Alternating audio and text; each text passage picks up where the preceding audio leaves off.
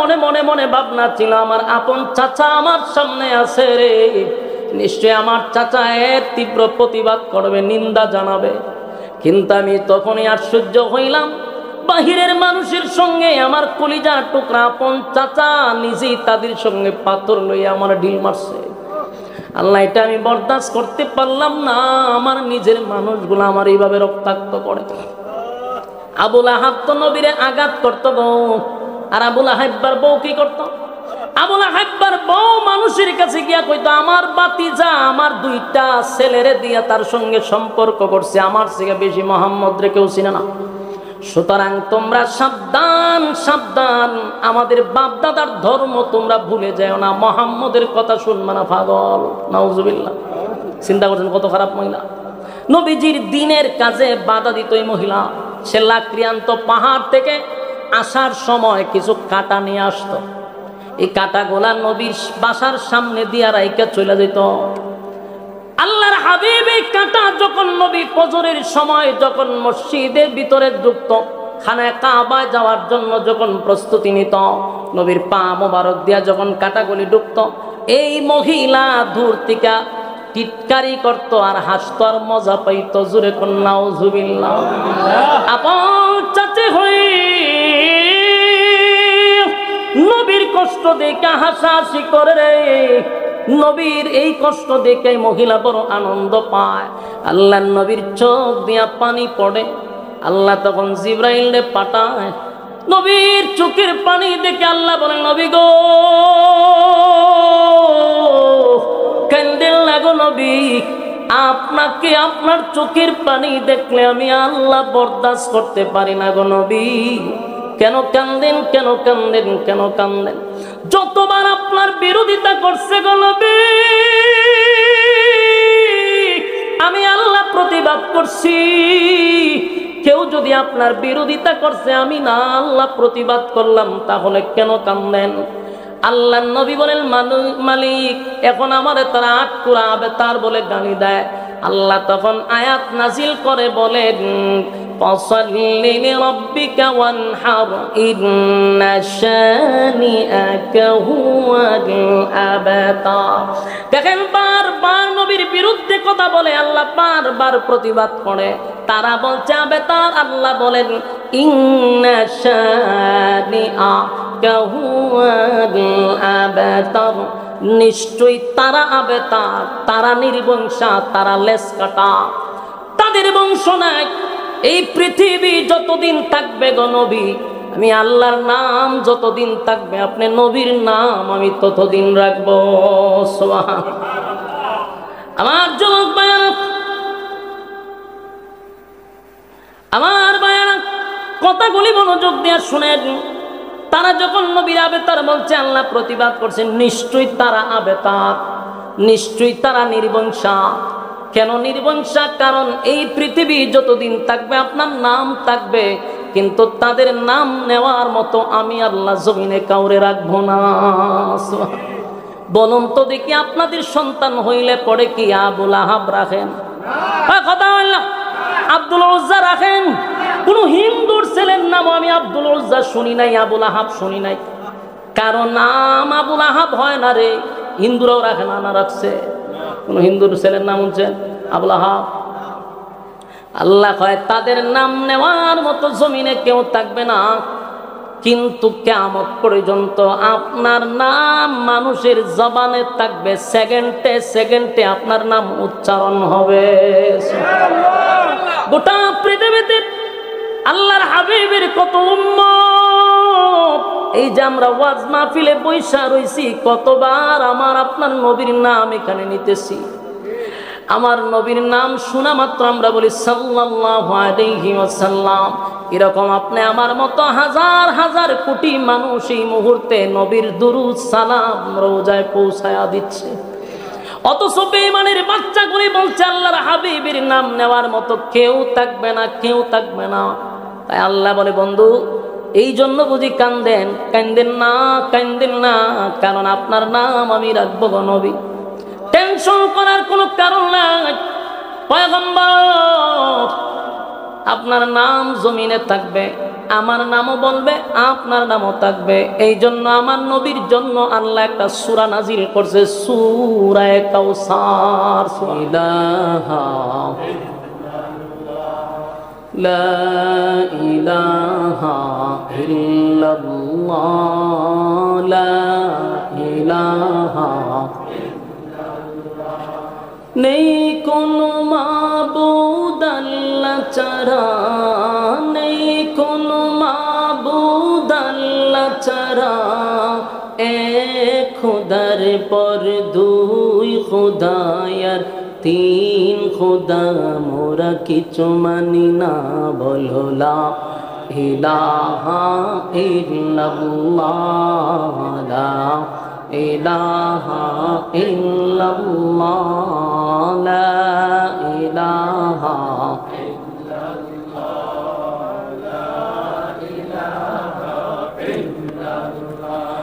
লা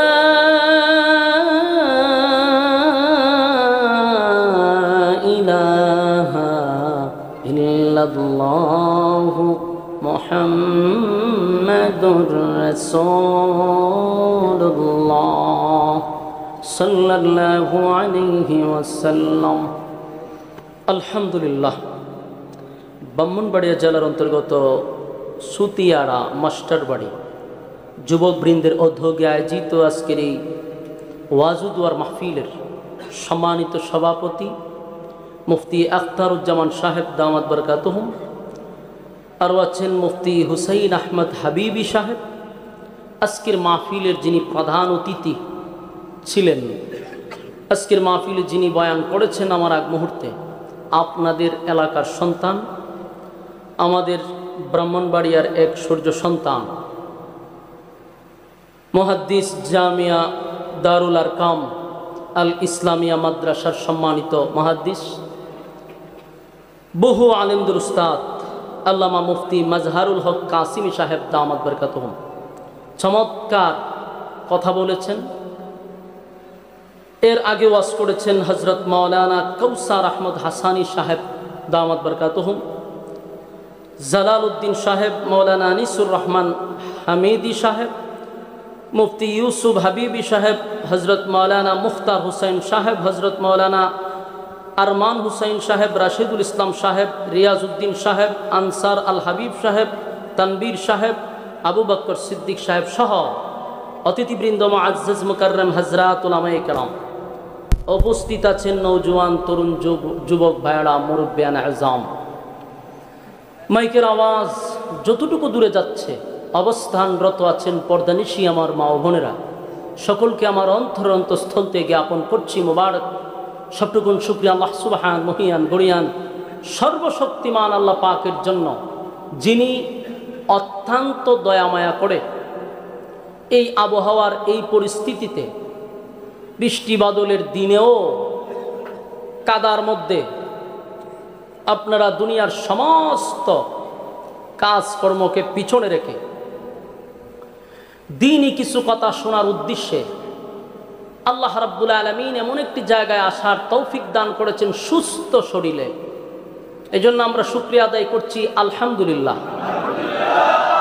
লক্ষ কোটি দুরুদ এবং সালাম আল্লাহর সৃষ্টির প্রধান আকর্ষণ জনাব মুহাম্মদুর রাসূলুল্লাহ সাল্লাল্লাহু আলাইহি ওয়াসাল্লামের উপর।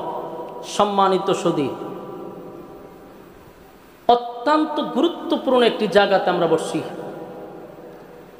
এখানে যতক্ষণ আমি বসা থাকব, গুনাহ হবে না এটাই সম্ভব। ফ্যান্ডেলের বাহিরে গেলে গুনাহ হবে এটাই সম্ভব। গুনাহমুক্ত এক পরিবেশে আমরা বসছি। যতক্ষণ বসা থাকব, নাযালাত আলাইহিমুস সাকিনা, উপর থেকে সাকিনা রহমত নাজিল হবে। প্যান্ডেলের ভিতরে কষ্ট হলেও আমরা থাকার চেষ্টা করব এবং মোনাজাত পর্যন্ত আমরা থাকার চেষ্টা করব, এই মর্মে ওয়াদা করব ইনশাআল্লাহ। আল্লাহ বুঝার মানার তৌফিক দান করুক, আমিন। সম্মানিত সুধী, আল্লাহ যারে ভালোবাসে, বলুন আল্লাহ যারে ভালোবাসে, এই সমস্ত বান্দাদেরকে আল্লাহ দ্বীনের কাজে লাগায়া রাখে। আপনি আমাকে যদি আল্লাহ ভালোই না বাসত, তাহলে আপনি এবং আমার মতো বহু মানুষ রাস্তা ঘাটে দুগান পাটে বেহুদা অনর্থক নিষ্প্রয়োজনে গিয়ে দেখবেন আড্ডায় লিপ্ত, গল্পতে ব্যস্ত। কিন্তু আল্লাহ রাব্বুল আলামিন এই সমস্ত জায়গা থেকে আপনাকে জান্নাতি এক মজলিসে বসায় রাখছে, মাজালিসুল কোরআন, মাজালিসুল্লাহ। কোরআন হাদিসের মজলিসটা এটা আল্লাহর মজলিস। তো আল্লাহ পছন্দই যদি না করতো এখানে বসাইতো নি? হ্যাঁ, তো বুঝবেন যখনই আপনি কোনো ইবাদত বন্দেগী করতে পারবেন, যখনই আপনি মসজিদে যাবেন, যখনই আপনি দ্বীনি মজলিসে বসবেন, বুঝবেন আল্লাহ আপনাকে ভালোবাসে। আল্লাহ যে ভালোবাসে তার লক্ষণ। ভালোবাসাটার একটা এক্সাম্পল হলো আমরা এখানে বসতে পারছি। বাস্তব না বাস্তব? বসতে পারছি। এই জন্য আল্লাহর পক্ষ থেকে এটাই আমাদের জন্য সবচেয়ে বড় এক নিয়ামত। যে ফিতনা ফাসাদের যুগে, জাতির এক ক্লান্তি লগ্নে এই মানুষগুলাকে আল্লাহ দ্বীনি মজলিসে বসায় রাখছে। আল্লাহ আমাদেরকে দুনিয়া আখিরাতের ইজ্জত আর সম্মান দান করুক, আমিন। সম্মানিত সুধী, আমি আপনাদের সামনে প্রসিদ্ধ একটি সূরা, কোরআনের 30 পারায় সূরাটি স্থান পেয়েছে। সূরাটির নাম হলো সূরা লাহাব। এই সূরার দুইটি নাম, একটি হলো সূরা লাহাব আর একটি হলো সূরা মাসাদ। এই সূরাটি আল্লাহ রাব্বুল আলামিন কেন নাজিল করলেন? এই সূরা লাহাব আমরা তেলাওয়াত পড়ি, জানা দরকার এই সূরাটা আল্লাহ কেন নাজিল করলেন। সূরা ফাতিহা নাজিল হওয়ার পরই এই সূরাটা নাজিল হয়েছে। সূরা ফাতিহা নাজিল হওয়ার পরে এই সূরা লাহাব নাজিল হয়েছে। এই সূরাতে 5টি আয়াত আছে। 3টি আয়াত হলো আবু লাহাবকে নিয়ে, আর 2টি আয়াত হলো আবু লাহাবের বউকে নিয়ে। একই সূরার মধ্যে জামাই বউ দুজনকে নিয়ে আল্লাহ আলোচনা করছে। 3টা আবু লাহাবের জন্য আর 2টা এই তার বউ উম্মে জামিলের জন্য। তো রাসূল নবী সাল্লাল্লাহু আলাইহি ওয়াসাল্লামের 10 জন চাচার মধ্যে আবু লাহাব রাসূলের আপন চাচা। এই আবু লাহাব তার আসল নাম না, তার নাম হলো আব্দুল উজ্জা। এই নামটা যেহেতু শিরকি নাম, তাই আল্লাহ কোরআনে তার নামটা উল্লেখ করে নাই। তার উফাদি যেটা ছিল আবু লাহাব, এটা তার উফাদি, এটা তার নাম না। তাই আল্লাহ রাব্বুল আলামিন তার উফাদি দিয়া এই সূরার নামকরণ করছে। সূরা লাহাব বলার উদ্দেশ্য হলো সূরাটার মধ্যে 2 জায়গায় লাহাব শব্দ আসছে, এক জায়গায় মাসাদ, ফি জিদিহা হাবলুম মিন মাসাদ। এজন্য এই সূরার আরেকটা নাম হলো মাসাদ। তো দেখেন, আবু লাহাবের নাম আবু লাহাব না, তার উফাদি ছিল। উফাদি আবু লাহাব কেন?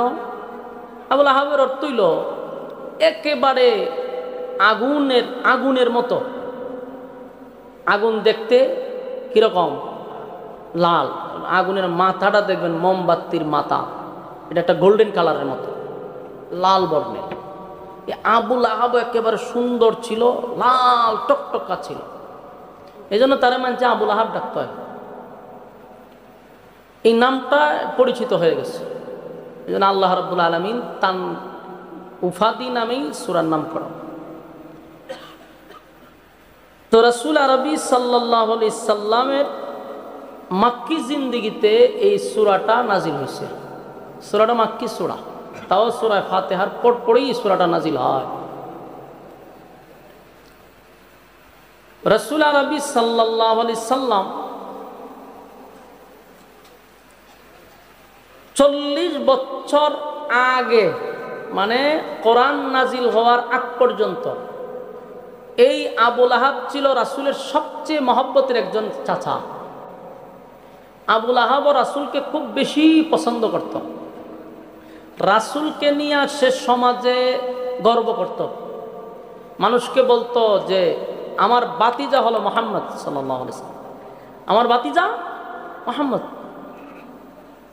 আমার ভাই দুনিয়ার থেকে বিদায় হয়ে গেছে, আমার ভাই আব্দুল্লাহর বংশ টিকছে। বিভিন্ন গর্ব করত রাসূলকে নিয়ে।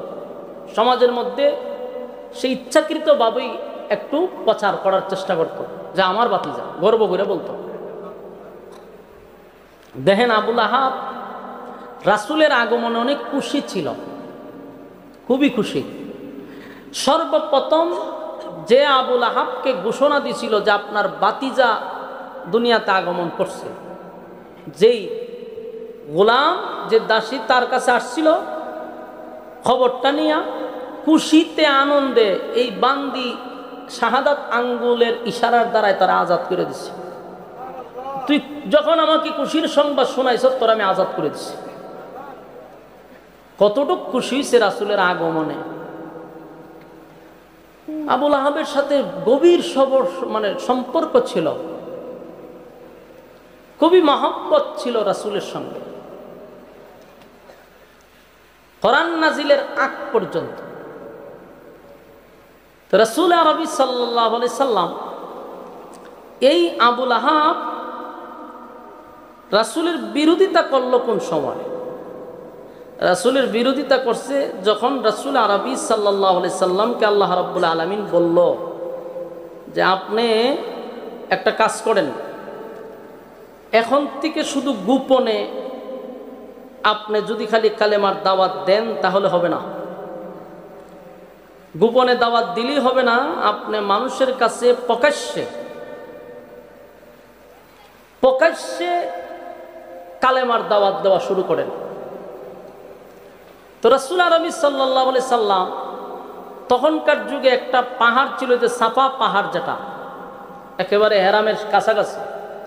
এই সাফা পাহাড়ের কাছে ওটার নিয়ম ছিল, এটার উপরে যখন মানুষ দাঁড়ায় যখন কথা বলতো, তখন মানুষ বুঝতে পারতো নিশ্চয়ই কোনো গুরুত্বপূর্ণ কোনো এলান।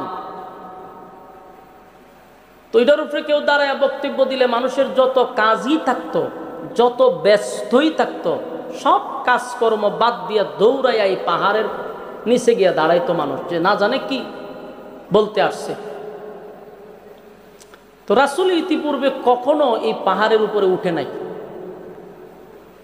তো রাসূল সাল্লাল্লাহু আলাইহি সাল্লামকে যখন আল্লাহ অর্ডার দিছে যে কালেমার দাওয়াত এখন গোপনে দিলে চলবে না, এটা প্রকাশ করতে হবে, তো আল্লাহ রাসূল ওই সাফা পাহাড়ের উপরে উঠছে। উঠার পরে যখন রাসূলের গোষ্ঠীর লোকদেরকে ডাকতে লাগলো, আত্মীয় স্বজনদেরকে ডাকতে লাগলো, তো এমনিতেই পাহাড়ে কেউ ডাকলে এটাই গুরুত্বপূর্ণ। আবার উঠছে হইল রাসূল আরবি সাল্লাল্লাহু আলাইহি সাল্লাম, উনি তো এমনি গুরুত্বপূর্ণ একজন ব্যক্তি, আবার উঠছে ওই পাহাড়ে। তো মানুষ কয়, রে আব্দুল্লাহর পুত্র মুহাম্মদ আমাদেরকে ডাকতেছে, এই পাহাড়ে ইতিপূর্বে তাকে আর কখনো উঠতে দেখি নাই, নিশ্চয়ই কোনো গুরুত্বপূর্ণ বার্তা আমাদের কাছে পৌঁছাবে। যে যাইতে পারে নাই ব্যস্ততার কারণে, দূরে থাকার কারণে, তার পক্ষ থেকে লোক পাঠাই দিছে যে আমার পক্ষ থেকে তুমি সেখানে উপস্থিত থাকো। চিন্তা করেন কত গুরুত্ব। রাসূল এটার উপরে পাহাড়ের উপরে দাঁড়াইছে পরে সবাই যার যার ঘর থেকে বাইরিয়া কাজকর্ম বাদ দিয়ে এই পাহাড়ের নিচে গিয়ে জোর হইছে। আগে তার মাইক আছে না, ওইখানে ওইটা দাঁড়ায়া ডাক দিলে সবাই শুনতো। আবু লাহাব তার কাজকর্ম বাদ দিয়ে সেখানে গিয়ে উপস্থিত, গোত্রের লোকেরাও উপস্থিত। আল্লাহ রাসূল দাঁড়াইছে, সবাই বলল, যখন সবাই একত্রিত হয়েছে আল্লাহ রাসূল বললেন যে আমি আপনাদেরকে ইতিপূর্বে কখনো এইভাবে ডাক দেই নাই, একত্রিত করি নাই, এই পাহাড়ে উঠা কাউকে আমি ডাক দিই নাই, আজকে দাঁড়াইছি। আমি সর্বপ্রথম আপনাদেরকে জিজ্ঞাসা করব এই মুহূর্তেই যদি আমি আপনাদেরকে এখন বলি যে আমার পিছনে অস্ত্র নিয়ে দাঁড়ায় আছে, একদল বাহিনী আপনাদের উপরে হামলা করবে, বিশ্বাস করবে? সবাই এক বাক্যে তখন জবাব দিছে অবশ্যই বিশ্বাস করবে। রাসূল জিজ্ঞাসা কেন বিশ্বাস করবেন? হয় আমরা তোমার সঙ্গে উঠা বসা করছি 40 বছর, এই 40 বছর জীবনে যতগুলা সময় তোমার সাথে আমরা পার করছি, তোমার জীবনের অ্যানালাইজ করছি, কোনো দিন ভুলেও সজাগে ঘুমাতে কোনো অবস্থায় তোমাকে একটা মিথ্যা কথা বলতে আমরা কখনো শুনি নাই। চিন্তা করছেন? এখানে এমন কোন লোক আছে আমরা বলতে পারবো যে আমরা জীবনে মিথ্যা কথা কইছি না? এমন কোনো আল্লাহর ওলিও নাই। বাস্তব না বাস্তব? পৃথিবীতে একটা আল্লাহর ওলিও হইতো না যে আমি মিথ্যা কথা কইছি না। কিছু মিথ্যা কথা তো বউয়ের কাছে বলাও যায় আছে কোনো কোনো ক্ষেত্রে, আমরা অনেক সময় এটা একটা অজুহাত দিয়া দিই, কিন্তু রাসূলের ক্ষেত্রে কোনোদিন একটা মিথ্যা কথা বলে নাই। এই জন্য মক্কার মানুষ কয় অবশ্যই বিশ্বাস করো। রাসূল আগে কি তাও আবার আরেকটা ওয়াজ বাজে, এটা বন্ধ করেন। বক্তা সরাসরি ওয়াজ করতেছি, তাই গান আবার আরেকটা লাগাইতে রাখছে, বন্ধ করে দেব। আমি তো সরাসরি সরজমিনে উপস্থিত না হওয়া, আমারও তো দেখতেই আছে, অবহনার বাজার দরকার নেই। এখন দেখেন রাসূল আগে তাদের কাছ থেকে ভিতরে কথাটা বাইর করছে যে এরা আমারে কতটুকু বিশ্বাস করছে, দেখে না 100 তখন কইল যে আমারও তোমরা এত বিশ্বাস করো, বিশ্বাসের জায়গায় আমি ছিলাম, আসি, থাকবো। জীবনে মিথ্যা বলি নাই, বলবো না, ভবিষ্যতেও না। তাহলে শোনো, আজকের থেকে তোমরা আমার সঙ্গে পড়ো কুলু লা ইলাহা ইল্লাল্লাহ তুফলিহু। তোমরা আমার সঙ্গে পড়ো লা ইলাহা ইল্লাল্লাহ, নেই কোনো মাবুদ আল্লাহ ছাড়া, আর মুহাম্মাদুর রাসূলুল্লাহ সাল্লাল্লাহু আলাইহি সাল্লাম আমি আল্লাহর বান্দা এবং রাসূল। তার কারণ হইল রাসূলকে এতদিন তারা বলতো আব্দুল্লাহর পুত্র মুহাম্মদ, রাসূলুল্লাহ বলতো না। এই মেসেজ দিয়া বললেন যে আল্লাহর পক্ষ থেকে আমি শুধু মুহাম্মদ নয়, রাসূলুল্লাহ সাল্লাল্লাহু আলাইহি ওয়াসাল্লাম। আর আল্লাহর পক্ষ থেকে আমি যে কথাগুলি বলতেছি এতদিন তো মিথ্যা বলি নাই, এখন আরো না সত্য বলছি, এখন আরো সত্য হবে। তোমরা যদি আমার কথা না মানো, না শুনো, তাহলে এই পৃথিবীর আড়ালে একদল বাহিনী আছে আমাদেরকে গ্রেফতার করবে, রিমান্ড দিবে, মারবে, অস্ত্র সহ বাহিনী আছে। তাই তোমরা যদি আমার কথা মেনে নাও, ইহকাল পরকালে তোমরা শান্তিতে থাকবা। চিন্তা করেন, জীবনে যে মিথ্যা কথা বললো না এই লোক দাঁড়ায়া বলছে দুনিয়া আখিরাতে তোমরা শান্তিতে থাকবা।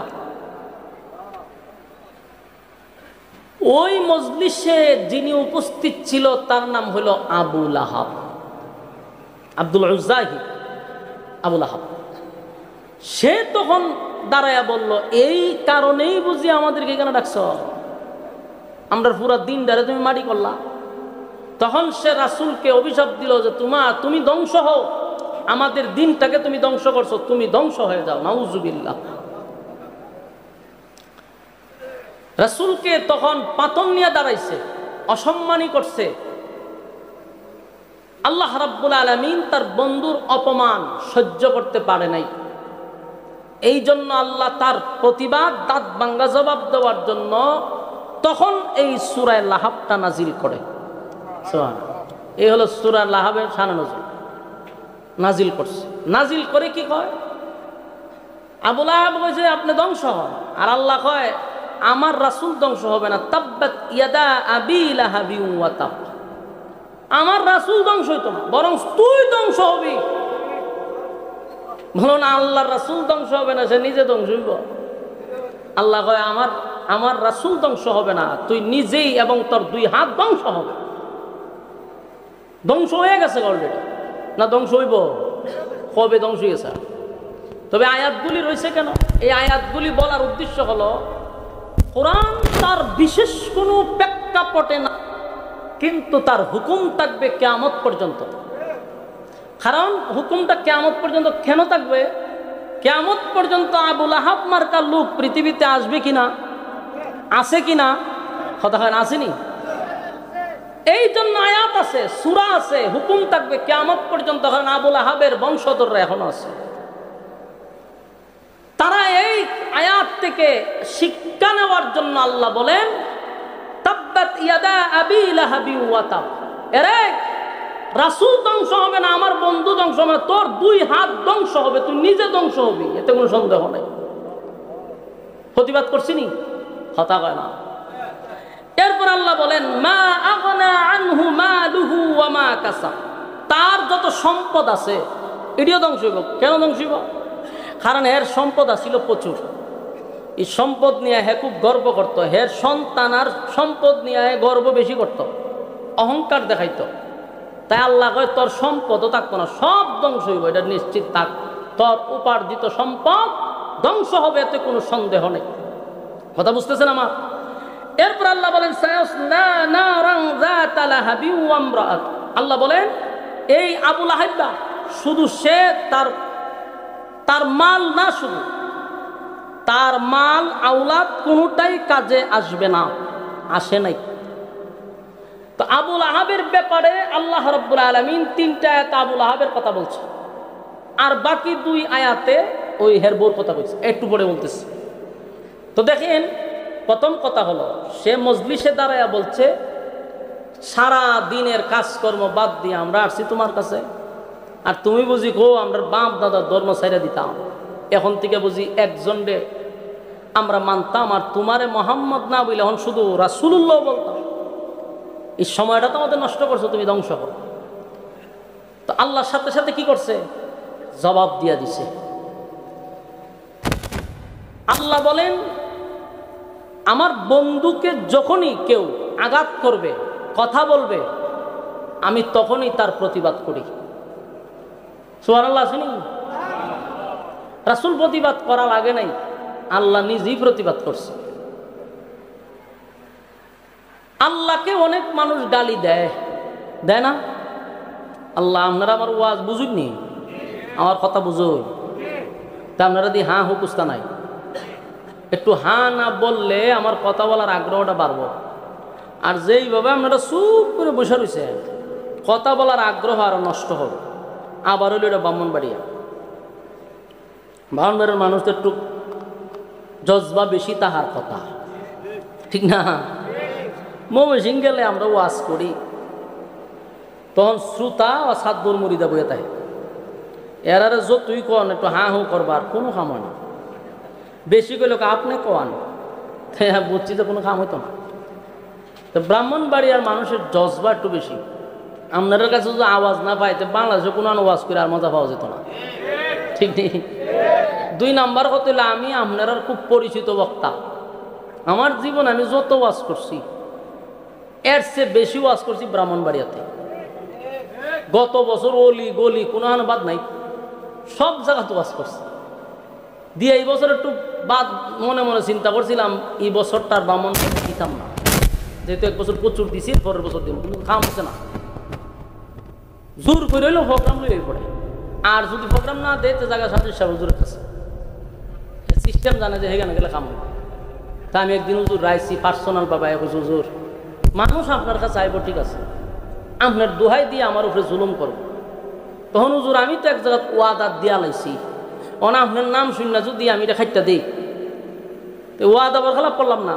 তখন একজন হুজুর কি করবো যে আরেক জায়গায় ওয়াদা নষ্ট করো, হুজুরে ভাঙ্গিয়া কইছে, হুজুরে বুঝছে, এখন আর গে কোনো হামা না, হুজুরে ভাঙ্গিয়া কই দিছে।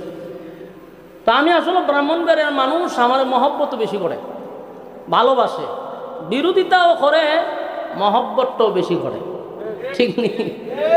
কোনো ভুল হইলে 14 গোষ্ঠী আমার আবার ব্রাহ্মণবাড়িয়া উদ্ধার করে দেয় ফেসবুকের মাধ্যমে, আবার মহব্বতটাও এরা বেশি করে।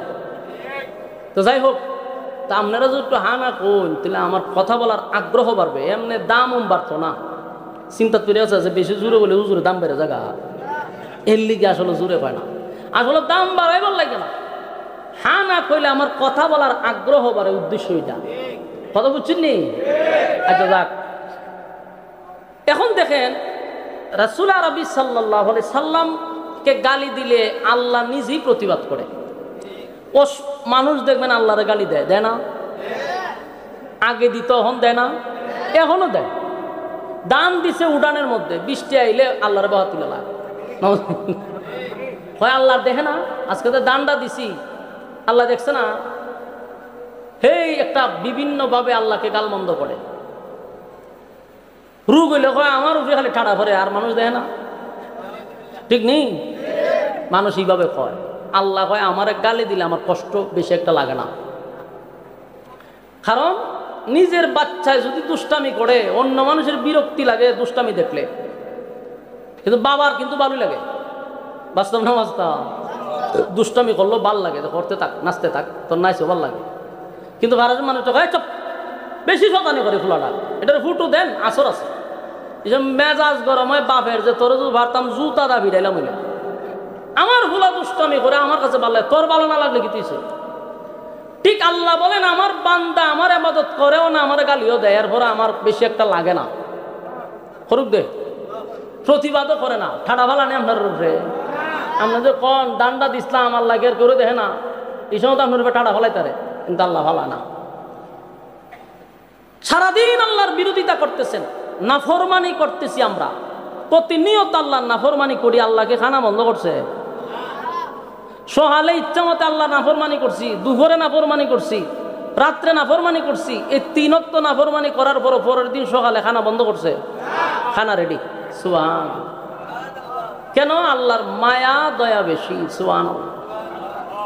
আল্লাহ রাব্বুল আলামিন বলেন বান্দা বান্দির প্রতি আমার মায়া দয়াটা একটু বেশি, আমারে গালি দিলেও আমার কষ্ট লাগে না। কত বান্দা বান্দি আমারে গালি দেয়, বিভিন্ন প্ল্যাটফর্মে ঢুকে দেখবেন অনেক নাস্তিকরা আমার আল্লাহরে গালি দেয়, কতভাবে কটাক্ষ করে, কিন্তু আল্লাহ চাইলে তোর তারে ঠান্ডা ফালাইয়া জাগাত মেরা লওয়ার কথা। কিন্তু আল্লাহ তারে 3 বেলা খাবার দেয়, স্বাস্থ্য ভালো রাখে, জাগাতি রাগ করে তারে ধ্বংস করে না, তার উপরে গজব দেয় না রে।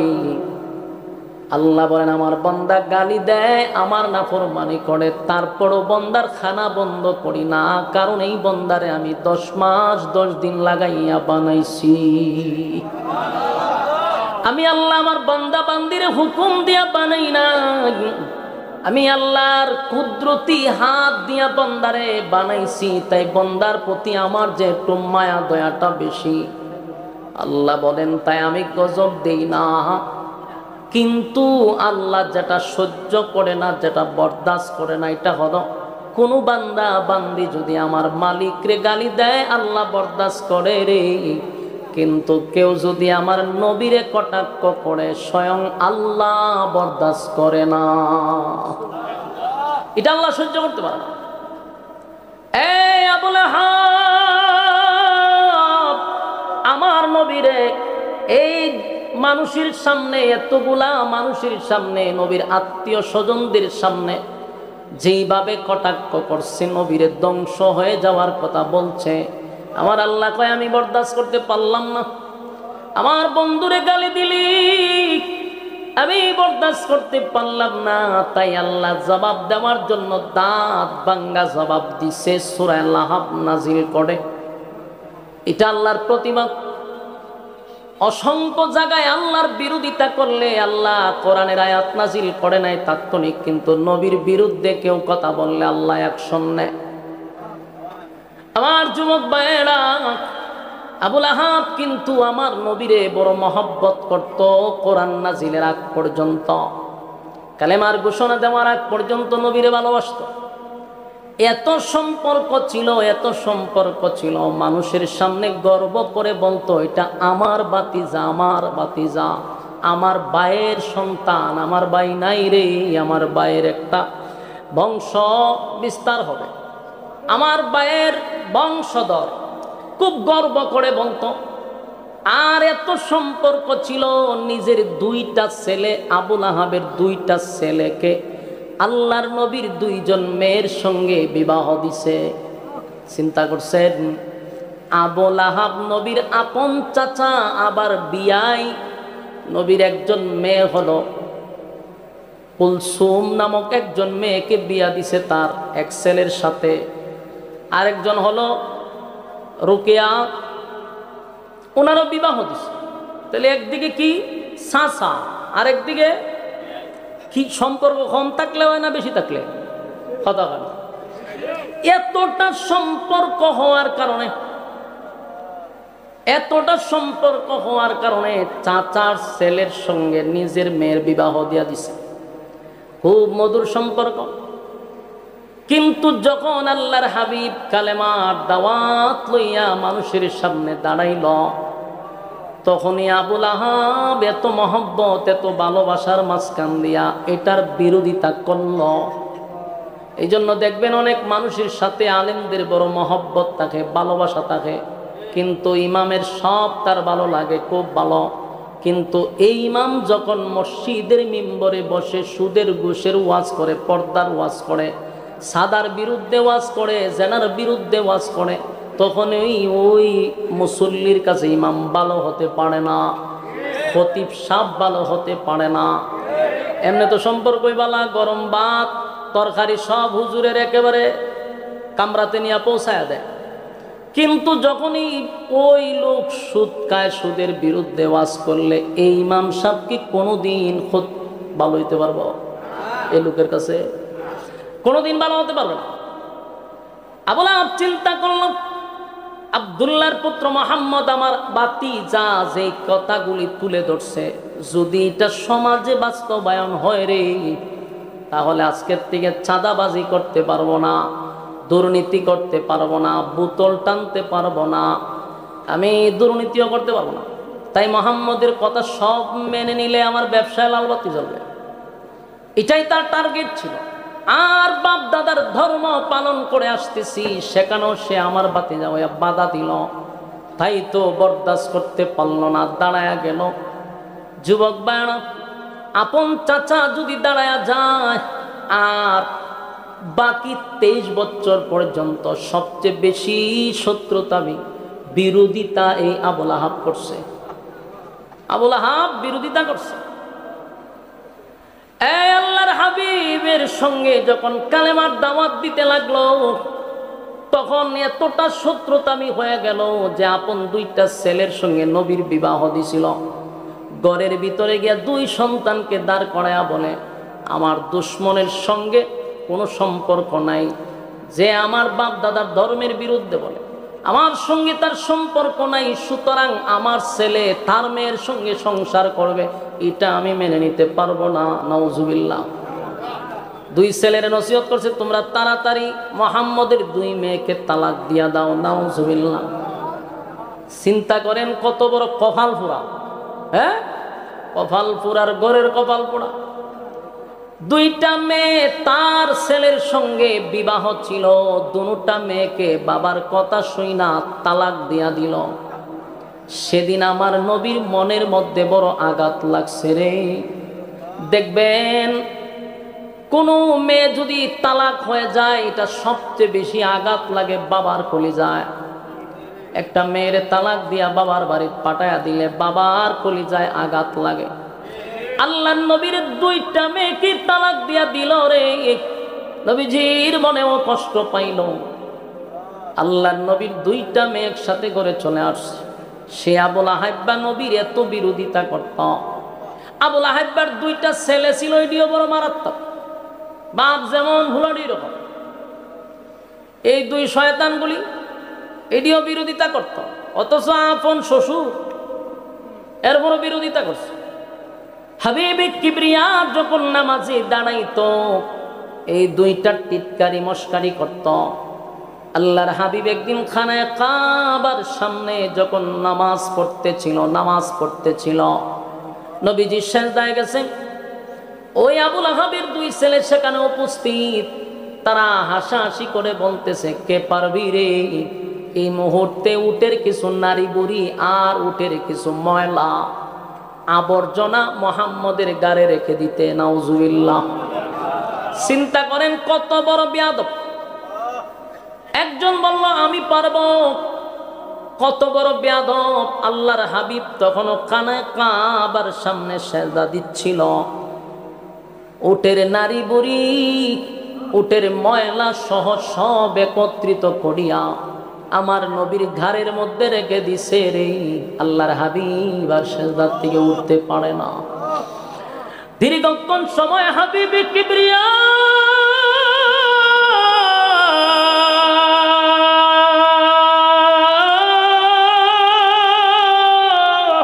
আল্লাহর কুদরতি পায়ে সেজদা দেয় রে।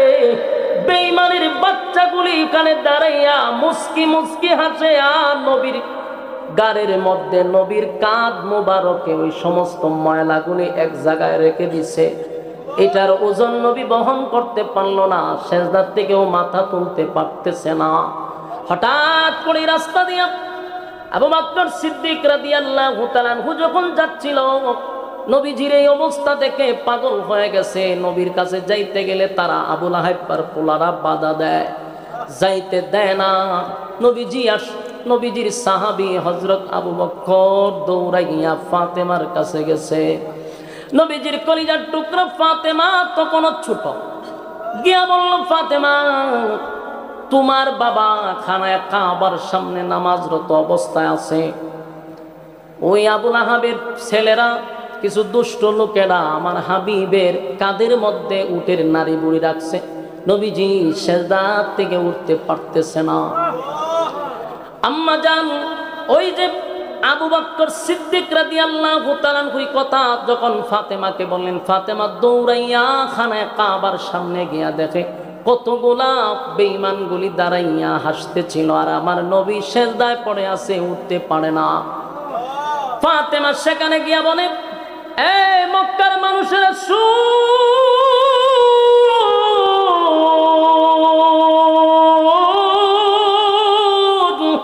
আমার বাবা আজকে 40টা বছর পর্যন্ত তোমাদের সঙ্গে উঠা বসা করছে, তোমাদের সঙ্গে চলাফেরা করছে, কোনোদিন তো কারো দিকে চোখ রাঙ্গাইয়া আমার বাবা তাকায় নাই, কারো কোনো ক্ষতিও করে নাই। তাহলে কেন তোমরা অনর্থক আমার বাবাকে এইভাবে তোমরা কষ্ট দিয়ে মজা পাও? কেন আমার বাবার কাঁধের উপরে উটের নারী বুড়ি তোমরা রেখে দিলা? আমার বাবা কি এমন অপরাধ করছে? তোমাদের কি এমন ক্ষতি করল? আল্লাহর হাবিবের মেয়ে ফাতেমা ছোট ছোট হাত গুনা দিয়া সেদিন বাবার কাঁধ থেকে উটের নারী বুড়িগুলি সরায়া দেয়। আল্লাহর হাবিব তখন সেজদা থেকে মাথা মুবারক উঠাইয়া নবীজি যখন সালাম পিরালেন ডাইনে বামে, সালাম পিরাইয়া নবীজি কোনোদিন ওই অভিশাপ দেয় না। নবীকে পাথর মারার পরে অভিশাপ দেয় না, রক্তাক্ত হয়েছে নবী কোনোদিন অভিশাপ দেয় না। ফেরেশতা পর্যন্ত আল্লাহ পাঠাইছে। তাই ফেরে ময়দানে যখন নবী রক্তাক্ত হয়েছে, ফেরেশতাকেও পাঠাইছে, আপনি বলুন আমি ব্যবস্থা নিই। আল্লাহর হাবিব অভিশাপ দেয় না রে, হেদায়েতের জন্য আল্লাহর কাছে ভিক্ষা চাইছে। কিন্তু সেদিন নবী সেজদার থেকে মাথা মুবারক উঠাইয়া নবীজি কাবার দিকে তাকাইয়া চোখের পানি ছেড়ে দিয়া বলে, আল্লাহ আমার উপরে যদি তারা আঘাত করতো কষ্ট লাগতো না, কিন্তু আমি তো আপনার কুদরতি পায়ে সেজদায় ছিলাম গো। আর আমি আপনার সঙ্গে নামাজে দাঁড়াইয়া একটা সুসম্পর্ক হয়, আপনার সঙ্গে আমার কথা হয়, পাক পবিত্র হইয়া আমি খানায়ে কাবার সামনে যখন আপনার সঙ্গে কথা বলছিলাম, একটা মজা পাইছি। এই জায়গাতে তারা আমার উপরে নাপাক রেখে দিল, এটা আমি আর বরদাস্ত করতে পারলাম না। আল্লাহর নবী সেদিন খানায়ে কাবার দিকে তাকায় বলে, আল্লাহ যারা যারা এই কাজে জড়িত ছিল একজনকে আপনি ছেড়ে দিবেন না, একজনকেও ছেড়ে দিবেন না। আল্লাহ তাদের কাছ থেকে আপনি প্রতিশোধ নিবেন। নবীজি কষ্ট পাইয়া এই কথাগুলি বলার সাথে সাথে বলুন তো দেখি আল্লাহ ছেড়ে দিবে? কথা হয় না, আল্লাহ ছেড়ে দেয় না। বদরের যুদ্ধে যতগুলা এটার সাথে জড়িত ছিল সবগুলার আল্লাহ শেষ করে দিয়েছে, মানে কুবাইছে, একটাও বেঁচে ফিরতে পারে নাই। তাই আমার নবীর বিরুদ্ধে যদি কেউ কথা বলে আল্লাহ এটা বরদাস্ত করে না। আমার যুবক ভাইয়েরা, আমরা সমাজের মধ্যে যখনই দেখব নবীর সুন্নাহর বিরুদ্ধে কেউ কথা বলবে, নবীর বিরুদ্ধে কেউ কথা বলবে, অনেক সময় নবীর বিরুদ্ধে ডাইরেক্ট বলে না, নবীর সুন্নাহর বিরুদ্ধে কথা বলে, আছে না নাই? আপনারা বলবেন হুজুর আমরা তো শুনি না, এখনকার মানুষ নবীর বিরুদ্ধে কথা কয় না, কিন্তু টুপির বিরুদ্ধে কথা কয়, দাড়ির বিরুদ্ধে কথা কয়, কথা কয় না। দাড়ি টুপি রাখলে আমাদের নাম দেওয়া হয় মৌলবাদী, কথা হয় না? কি নাম দেয়? আমরা রে মৌলবাদী বলে ডাকে। বুঝবেন এটা শুধু আমাদেরকে কটাক্ষ করে নাই, স্বয়ং আমার নবী পর্যন্ত কটাক্ষ, ঠিক না? দাড়ি কার সুন্নাত আপনারা আওয়াজে বোঝা যায় কোন অ্যাঙ্গেল আপনারা দুর্বল, ইমান যাইব হইছিলাম। আওয়াজ দেন, দাড়ি কার জন্য রাখছি? মাথায় টুপি কার জন্য? মাথায় টুপি নবীর সুন্নত, মুখে দাড়ি নবীর সুন্নত। আমাদেরকে যদি এই কারণে কেউ মৌলবাদ বলে, বুঝবেন আমাদেরকে ছোট করে না, স্বয়ং রাসূলকে ছোট করছে। আমরা দেখলে অনেকের খাদ্যানি শুরু হয়ে যায়, ঠিক নেই?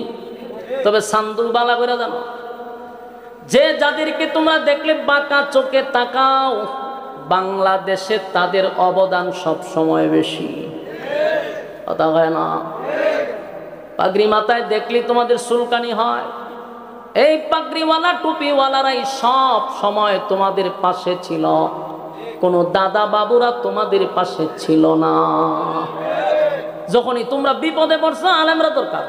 বিপদ থেকে উদ্ধার এলো মৌলবাদী, বাস্তব না বাস্তব? সাবধান। মৌলবাদ বলতে কারে বোঝাও? স্বয়ং কিন্তু মদিনা পর্যন্ত পৌঁছে যায়। সাবধান, আমরা এইভাবে যেন কাউকে কটাক্ষ না করি, কথা হয় না? তারি টুপি রাখলে বুঝি মৌলবাদ? কথা হয় না।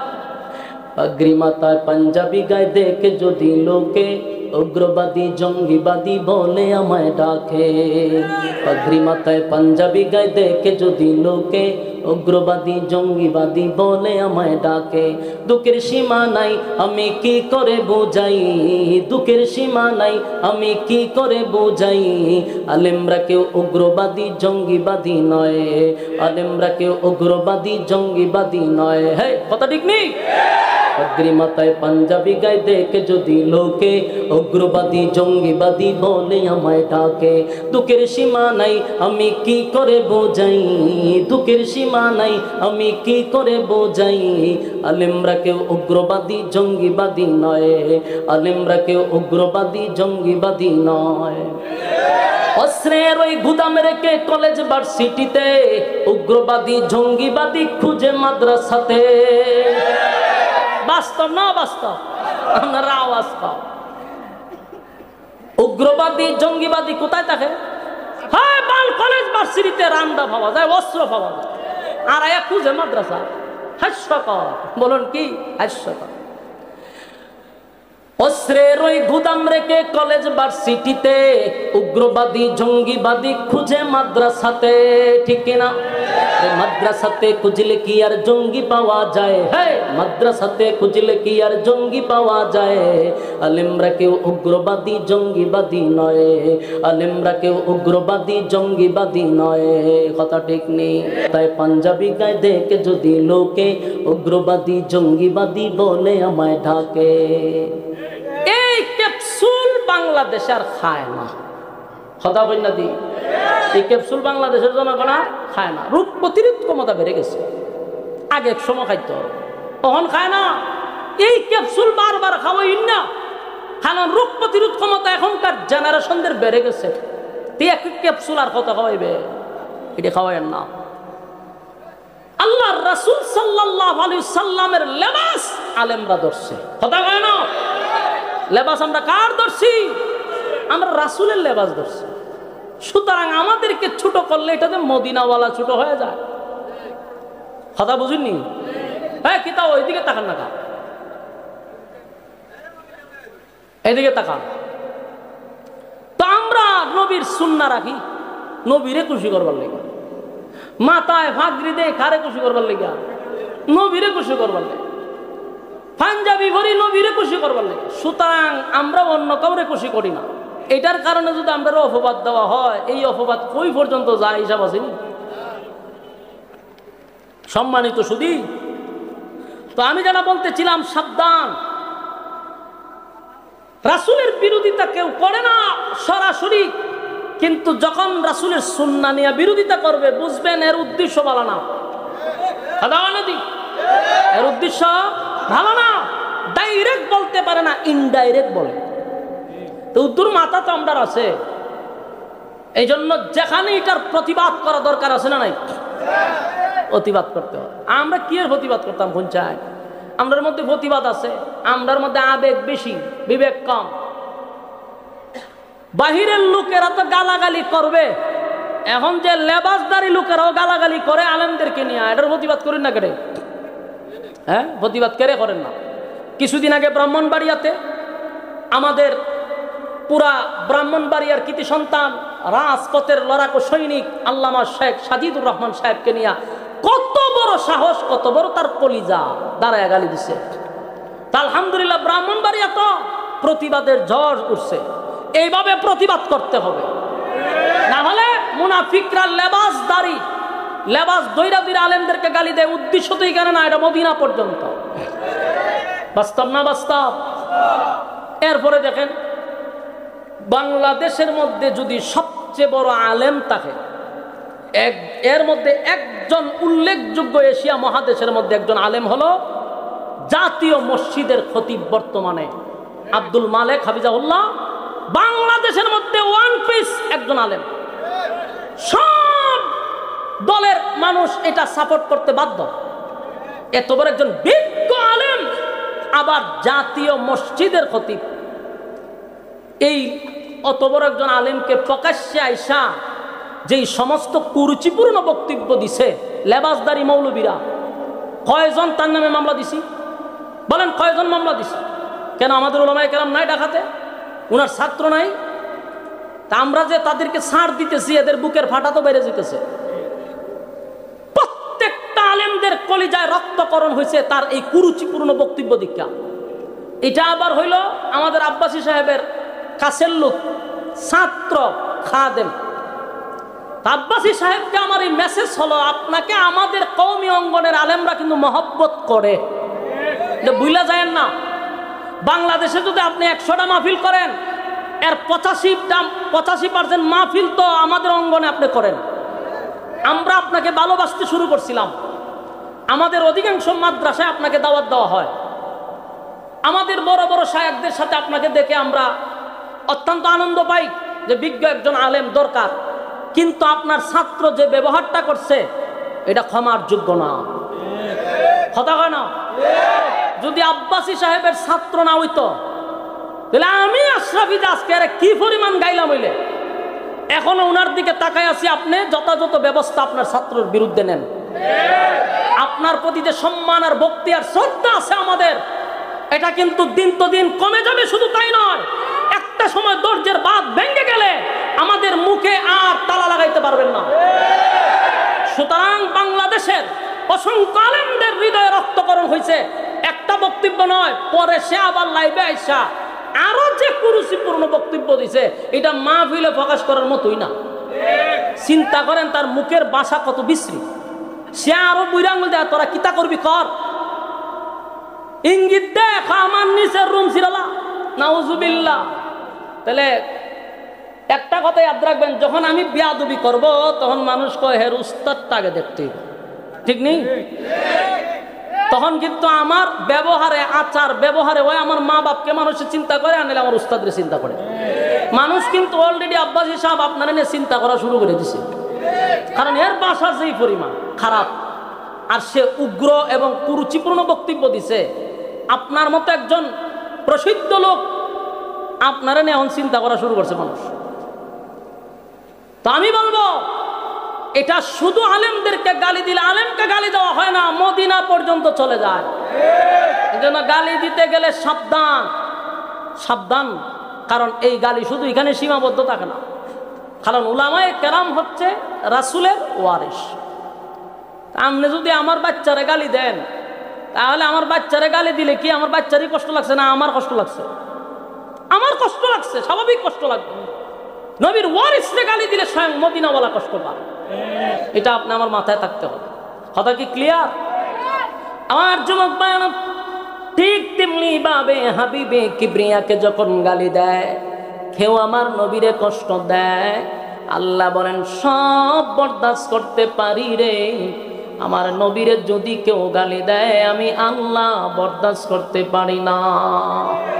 তাই আল্লাহ রাব্বুল আলামিন বলেন তাব্বাত ইয়াদা আবি লাহাবিন ওয়া তাব্বা মা আগনা আনহু মালুহু ওয়া মা কাসাব سيصلى نارا ذات لهب وامرأته حمالة الحطب في جيدها حبل من مسد আল্লাহ রাব্বুল আলামিন বলেন যখন আবু লাহাব আমার নবীর বিরুদ্ধে বক্তব্য দিল আমি আল্লাহ স্পষ্ট ঘোষণা দিলাম, এ আবু লাহাব আমার নবী ধ্বংস হবে না, বরং আমি আল্লাহ বলে দিলাম তুই ধ্বংস হবি, তোর 2 হাত ধ্বংস হবে এবং তোর মাল আওলাদ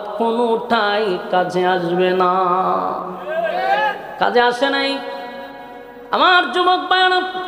এরপরে দেখেন আল্লাহ বলেন, এরপরে 2 আয়াতে আল্লাহ বলেন যে আবু লাহাবের স্ত্রী উম্মে জামিল জাহান্নামের শিখাময় আগুনে জ্বলতে থাকবে। কেন বললেন? আবু লাহাবের স্ত্রী পর্যন্ত জাহান্নামের আগুনে জ্বলবে, কারণ তার মৃত্যুর পরেও আল্লাহ বলেন তার গলার মধ্যে জাহান্নামের রশি লাগানো হবে। এই কথা কি আমার আপনার আল্লাহ নিজে কইছে? যখন এই সূরা আয়াত নাজিল হয়ে গেল, এই আয়াত যখন নাজিল হয়ে গেল তখন তাদের কাছেও খবর পৌঁছে গেছে, আবু লাহাবের বউয়ের কাছে খবর গেছে, শুনছনি তোমার বাতিজার আল্লাহ তোমাদের বিরুদ্ধে একটা সূরা নাজিল করছে, তোমার বিরুদ্ধে, তোমার স্বামীর বিরুদ্ধে। তোমার বাতিজা বলছে তোমাকেও নাকি তোমার বাতিজা বলছে তোমাকেও জাহান্নামের আগুনে জ্বালানো হবে। এই কথা শুনে আবু লাহাবের বউ একটু মেজাজ গরম ছিল, মারাত্মক মেজাজ গরম। এই কথা শোনার পরে সে একটা পাথর হাতে লইছে, পাথর হাতে লইয়া তার উদ্দেশ্য হলো আমার বিরুদ্ধে এত বড় কথা বলা হলো, সাথে সাথে পাথর লইয়া গেছে নবীরে মারবার লেগে। চিন্তা করছেন এই মহিলাটা একটা পুরাপুরি বেড়ার মতো নই, কথা ঠিক নেই? এরকম বেড়ার মতো কিছু মহিলা আসেনি সমাজে, মাধ্যমা বেড়াও পারে না। এই মহিলার এত পাওয়া আমার জীবনে আমি অনেক দেখছি, লজিংও থাকছি তো অনেক জাতিরম দেখছি, বেড়ায় পর্যন্ত ভারে না মাধ্যমা। বেড়ির পাওয়ারের সুরে কেমন সুরে পুরা সংসারটার মধ্যে টং টং করে পুরা ঘরটা আসেনি রকম। আবু লাহাবের বউ এরকমই আছে, হাতটা লয়ে খাবার তেমনি গুছা দেহ কিতারে আমার নাম এরকম অপবাদ মেরিলে মস্কা হাত লইয়া গেছে। আর আল্লাহর রাসূলের সময় খানায় কাবার সামনে বৈশাখ তেলাওয়াত করতেছে, সুবহানাল্লাহ। তো কাছে অনেক সাহাবীরা বসা ছিল, একেবারে নবীর কাছেই বসা ছিল হযরত আবু বকর সিদ্দিক রাদিয়াল্লাহু তাআলা। আবু লাহাবের বউ খুব রাগে হাতটা লইয়া গেছে, গিয়া নবীর সামনে দাঁড়াইছে, নবীর সামনে দাঁড়াইছে, দাঁড়াইয়া আবু বকরের উপরে কিপছে, এই মিয়া তোমার বন্ধু কও? আল্লাহর রাসূল কিন্তু পাশে বসা, কিন্তু আবু লাহাবের বউ কয় মুহাম্মদ গেল কোথায়? সাহাবায়ে কেন আশ্চর্য হয়েছে, কি থাকো মাথার দোষ নাকি?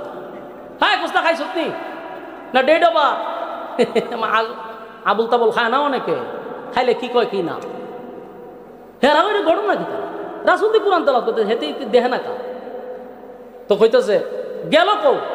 আবু বকর ঘটনাটা কি তারি?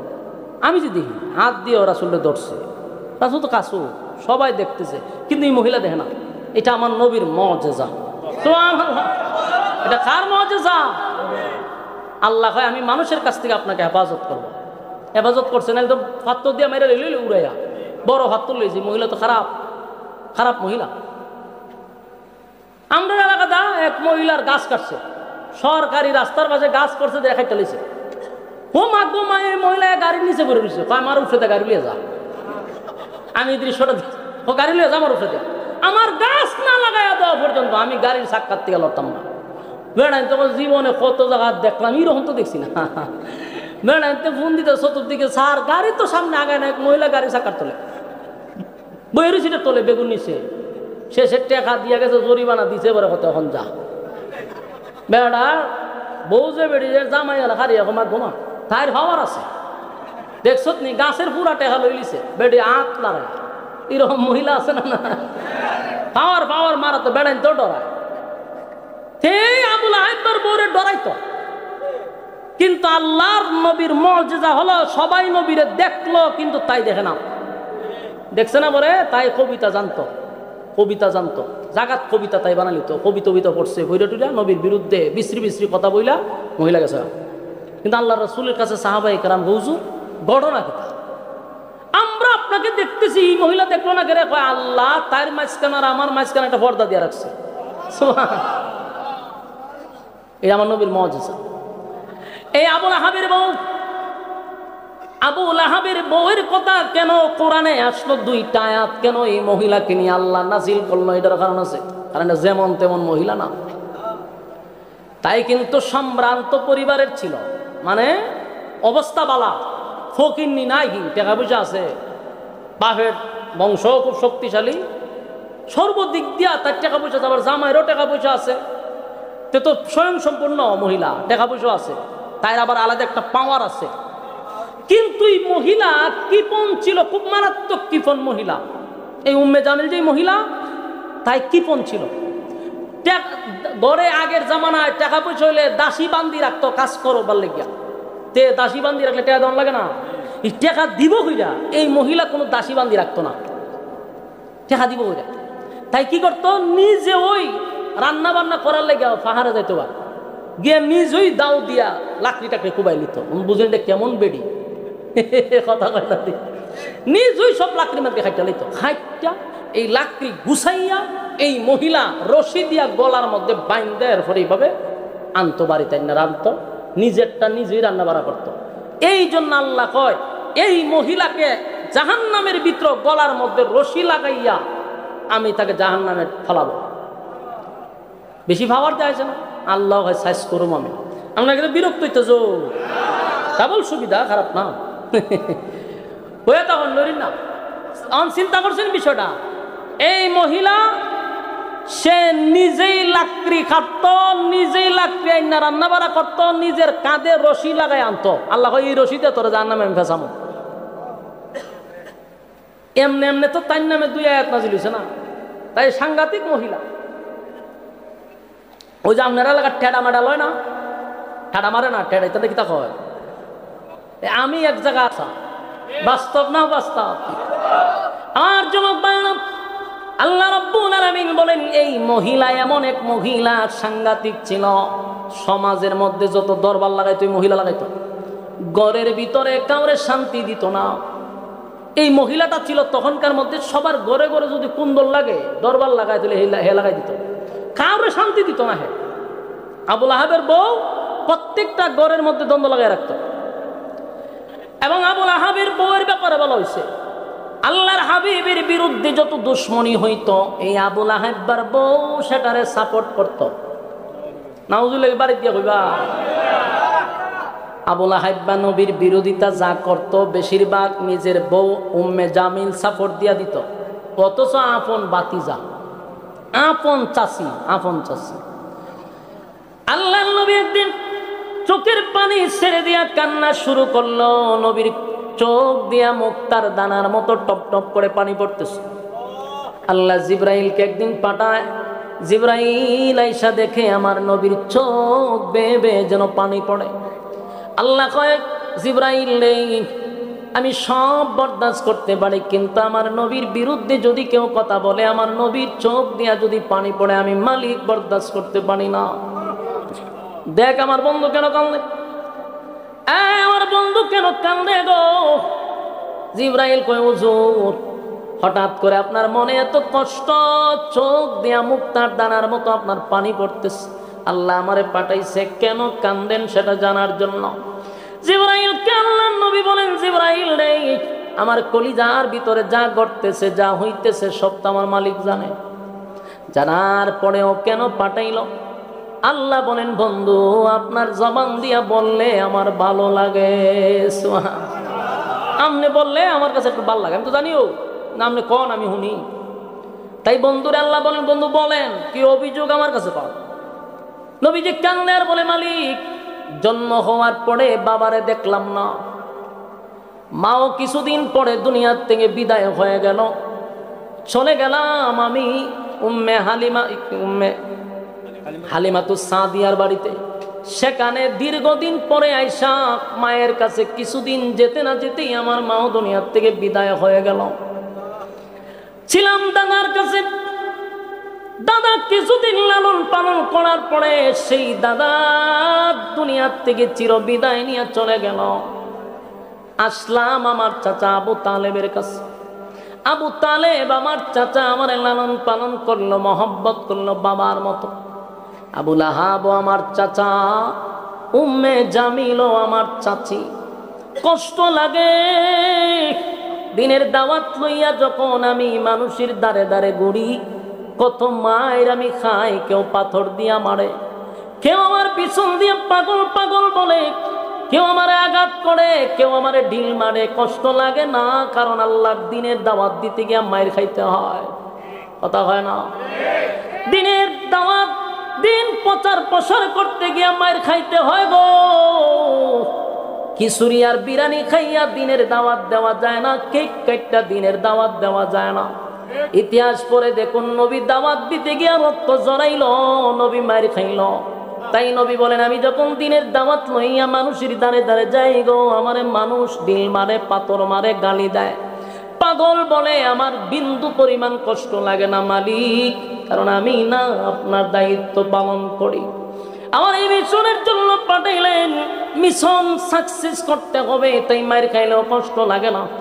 কিন্তু আমার তখনই চোখ বেয়ে বেয়ে পানি আসে, যেখানে দাওয়াত দিতে যাই সেখানে আমার চাচা আবু লাহাব আমার উপরে মায়ের দরের আয়োজন করে। আল্লাহর নবী দাওয়াত দেয়, পিছন দিকে আবু লাহাব নবীরে পাথর দিয়া ঢিল মারে। আবু লাহাবের পাথরের আঘাতে নবীর পা মুবারক দিয়া রক্ত পড়া শুরু হয়েছে।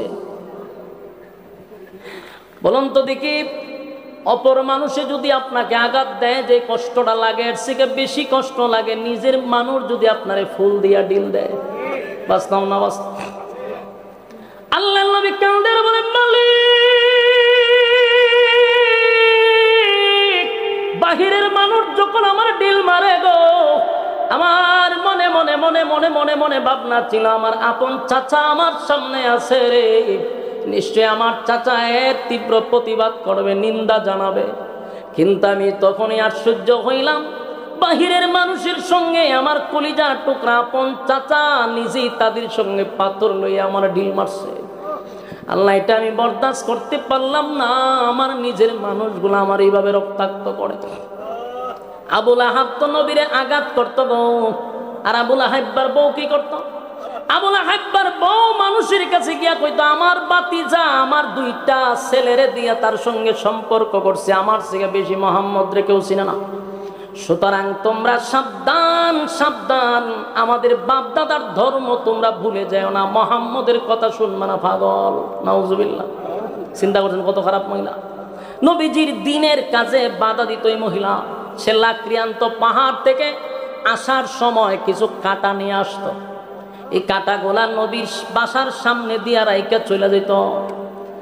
আল্লাহর হাবিব এই কাঁটা যখন নবী ফজরের সময় যখন মসজিদের ভিতরে ঢুকত, খানায় কাবায় যাওয়ার জন্য যখন প্রস্তুতি নিত, নবীর পা মোবারক দিয়া যখন কাঁটাগুলি ঢুকত, এই মহিলা দূর থেকে টিটকারি করত আর হাসত আর মজা পাইত। জুরে কন্যাও জুবিল্লাহ।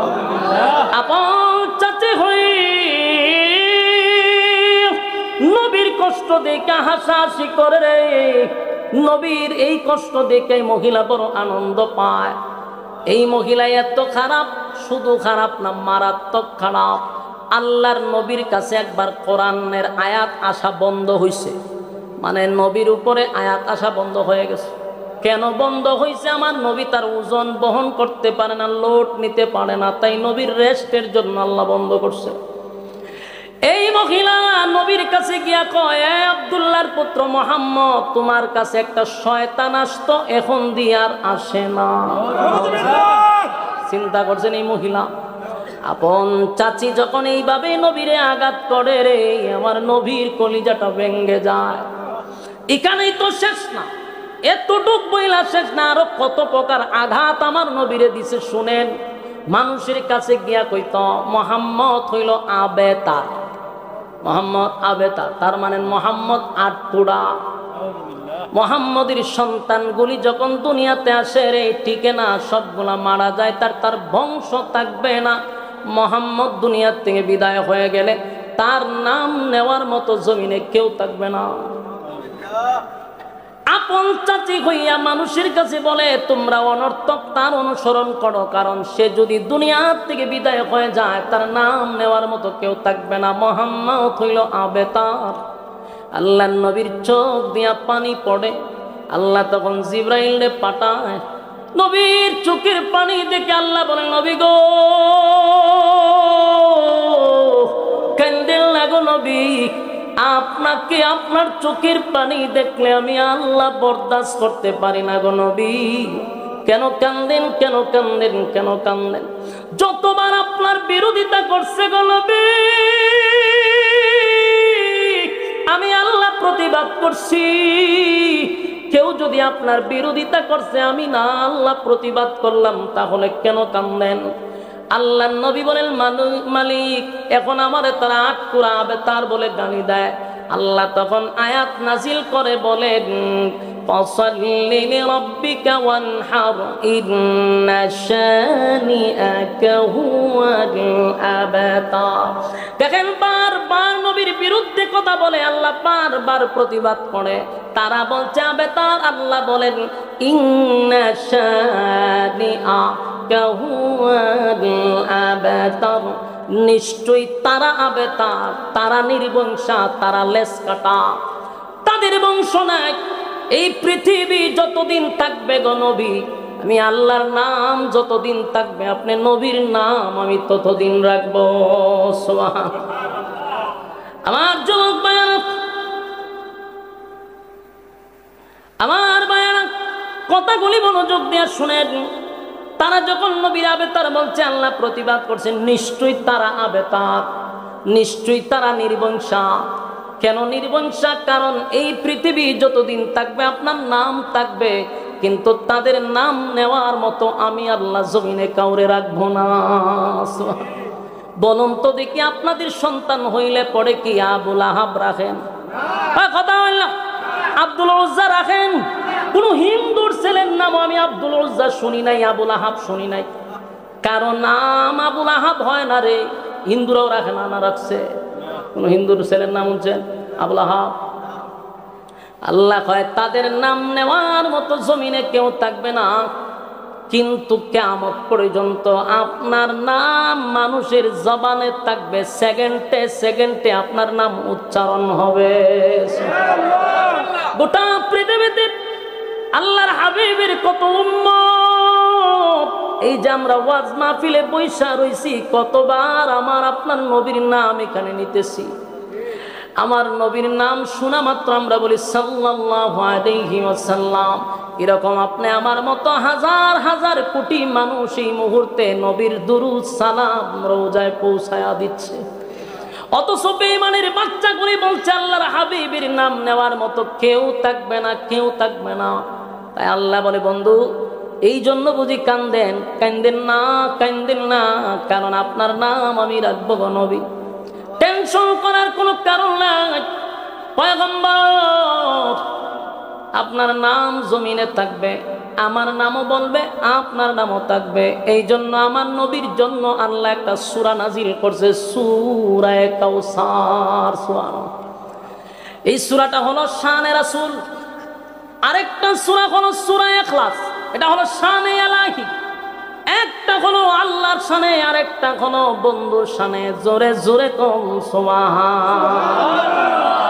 আল্লাহর জন্য একটা সূরা নাযিল করলো, আবার বন্ধুর জন্য আরেকটা সূরা নাযিল করলো। সূরা ইখলাসের ভিতরে যা তাফসীর পড়বেন বাংলাতেও পাওয়া যায়, পড়ে নেবেন।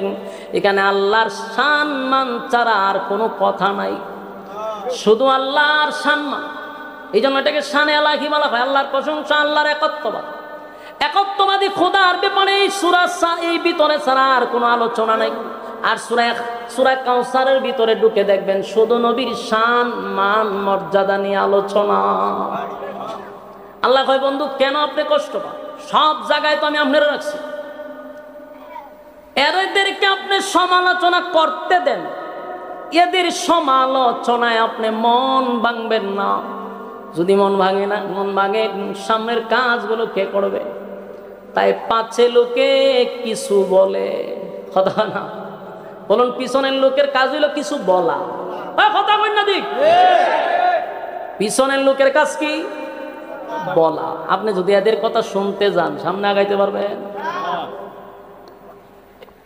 জীবনে যদি সফল হতে চান তাহলে পিছনে কান না দিয়া সামনে আগান, আপনার গন্তব্যে পৌঁছতে হবে।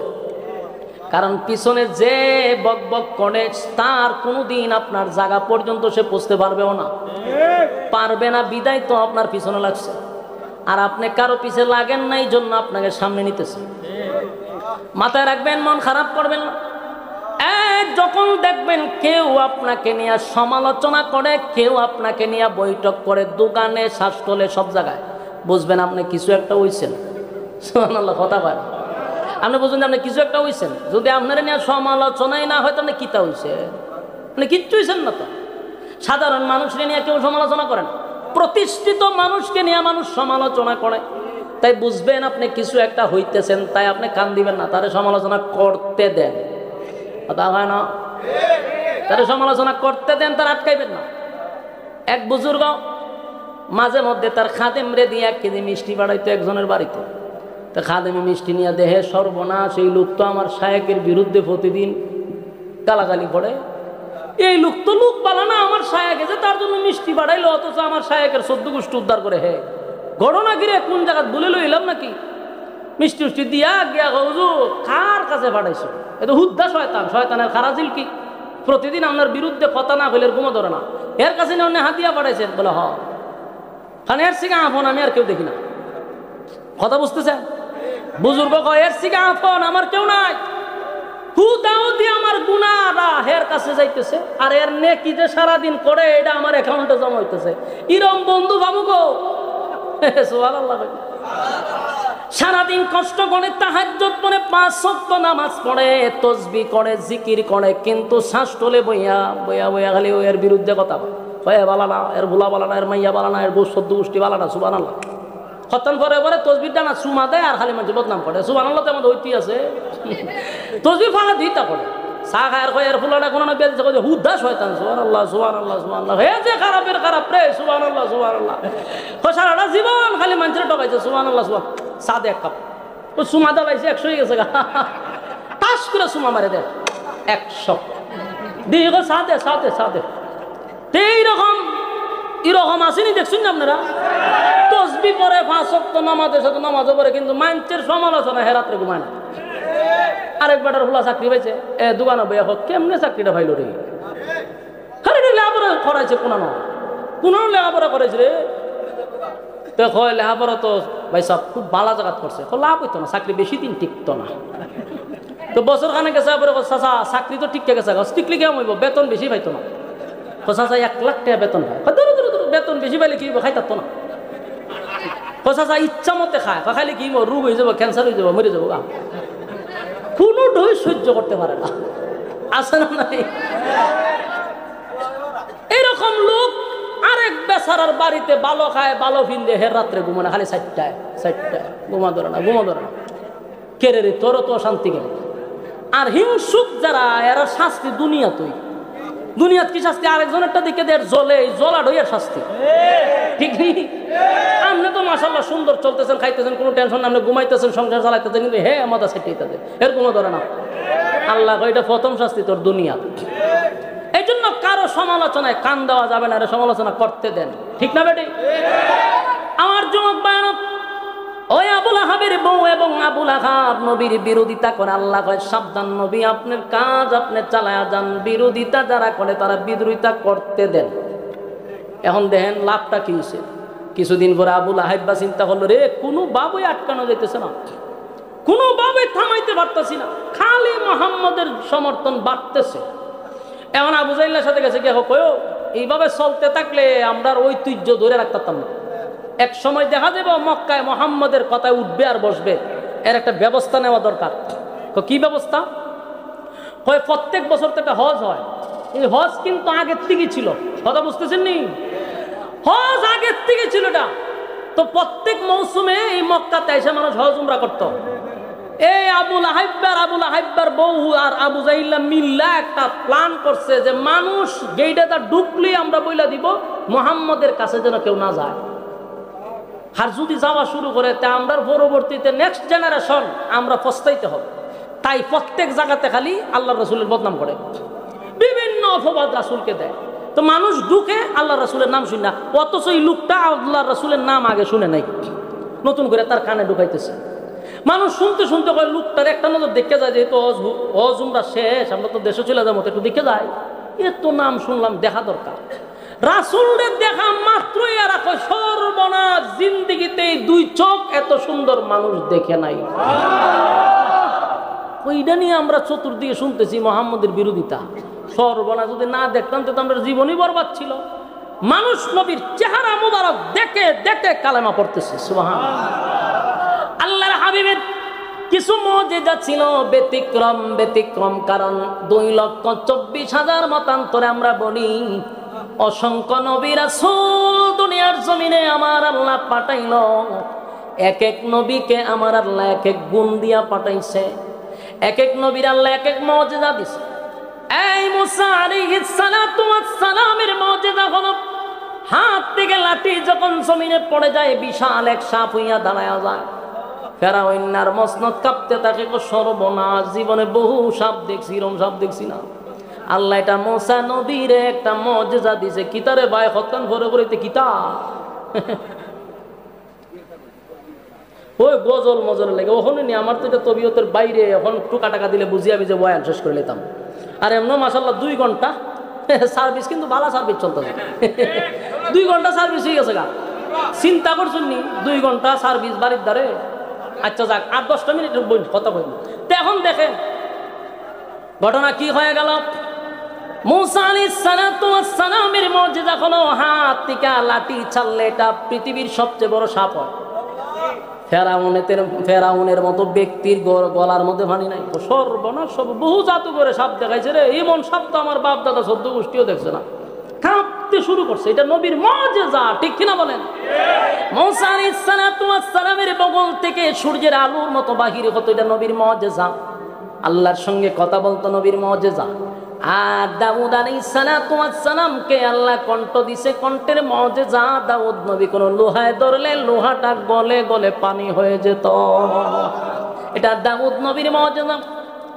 আর ইউসুফ আলাইহিস সালাতু ওয়াস সালামকে আমার আল্লাহ সৌন্দর্য দিছে গো, পৃথিবীর অর্ধেক সুন্দর আমার আল্লাহ ইউসুফ নবীরে দিছে। ইউসুফ নবীর আল্লাহ এত সুন্দর দিছে, এটা আমার নবীর মুজিজা ছিল। ইউসুফ নবীরও আল্লাহ সৌন্দর্য দিছে, আর দাউদ নবীর আল্লাহ কণ্ঠ দিছে, আর সুলাইমান নবীর আল্লাহ বাদশাহী দিছে, মুসা নবীর আল্লাহ লাঠির মুজিজা দিছে, ঈসা আলাইহিস সালাতু ওয়াস সালাম কে আল্লাহ মুজিজা দিছে। হাজার হাজার পুরাতন কবরের সামনে গিয়া যদি বলে কুম বিইজনিল্লাহ, ফুটো আল্লাহর হুকুমে, হাজার হাজার বছর আগের পুরাতন কবরের মানুষগুলা দাঁড়াইয়া ঈসা নবীর সঙ্গে কথা বলত। এক এক নবীর আল্লাহ এক এক মুজিজা দিল রে, কিন্তু আমার নবী যে আলাদা আলাদা আলাদা, আমার নবীর সঙ্গে কারো তুলনা হয় না, আমার নবীর মুজিজার সঙ্গে তুলনা হয় না। সমস্ত নবীদেরকে আল্লাহ যত মুজিজা দিছে, আমার নবীরে আল্লাহ একাই এর থেকে বেশি মুজিজা দিছে।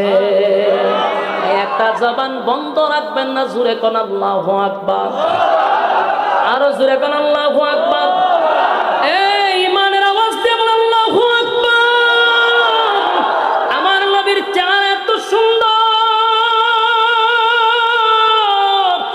ইউসুফ নবীর আল্লাহ সৌন্দর্য দিছে গো।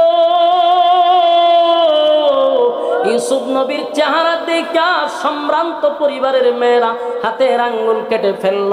আম্মা জানা এসা বলেন, সেই মজলিসে যদি ইউসুফ নবী না থাকা আমার স্বামী মুহাম্মাদুর রাসূলুল্লাহ সাল্লাল্লাহু আলাইহি ওয়াসাল্লাম উপস্থিত থাকত, মিশরের মেয়েরা আঙ্গুল নড়ে মিশরের মেয়েদের কলিজা টেনে বাহির করত।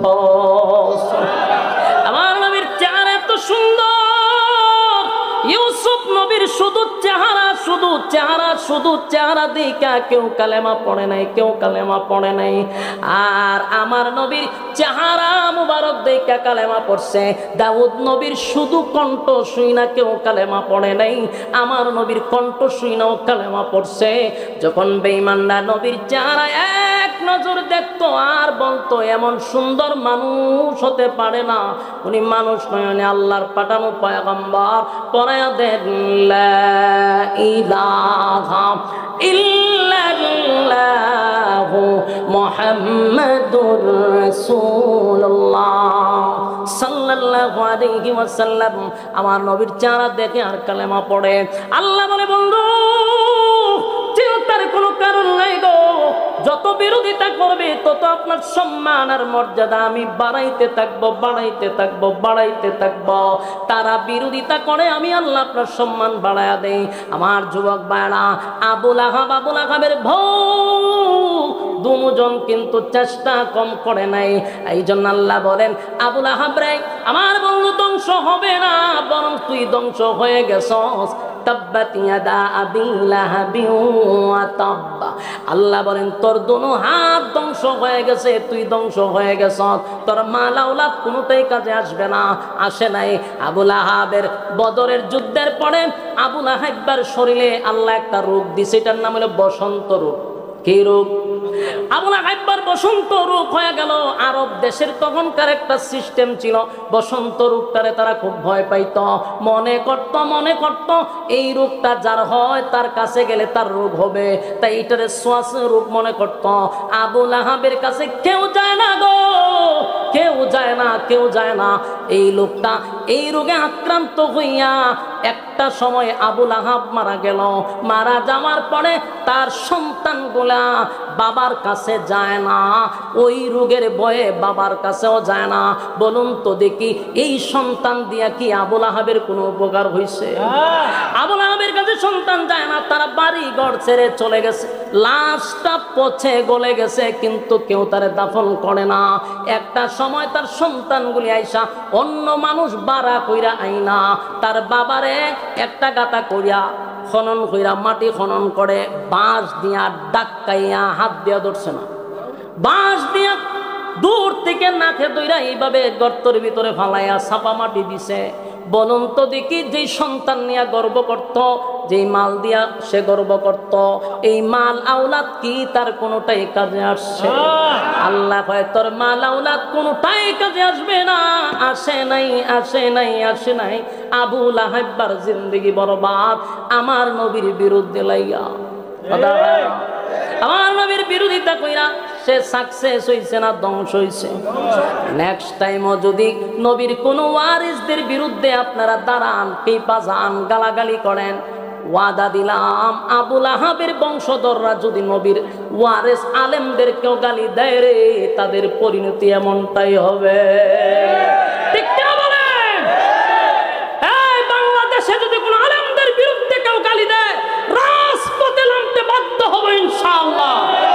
আর একটা কথা হলো, ওই বেয়াদব যদি প্রকাশ্যে ক্ষমা না চায়, আমি বলবো আব্দুল মালিক সাহেবের ছাত্র যেই পরিমাণ বাংলাদেশে আছে, তারা যদি কেঁপে যায়, আস্তানা থাকবে না। জাতীয় মসজিদের